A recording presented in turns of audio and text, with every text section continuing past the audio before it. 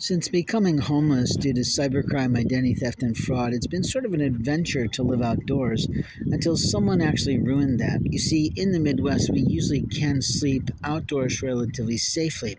But we had foreigners who came into our community who decided to bring in some vermin that makes it really difficult for me and you to live safely. Last evening, I got virtually no sleep because I had to constantly move myself because of what was happening underneath the concrete. The truth is that there are swarms of snakes that are now entering our communities and they literally live right underneath your feet. When I move myself from sitting, it's because the surface below me is starting to move. And what we don't always see in the news is what happens when a swarm hits. There are many marvelous movies that have been produced over the years about snakes, but a lot of times they're just thrillers and they're not teaching us how to be natural killers of the vermin that are set out to be dangerous, poisonous, and to harm us.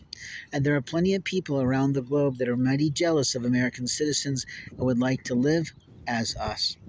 The difficulty is that we know sort of who spread those creatures in our communities. The travesty is it's very hard to fight off a swarm of snakes because they're biters and often they can be suffocators of us or our children or our dogs or things that are important to us. The value of understanding springtime is all the beautiful things that God has made that come out during this time of year. The difficulty is we could be sitting and kneeling in the garden doing some things and be faced with a critter we weren't ready to see, weren't ready to hear.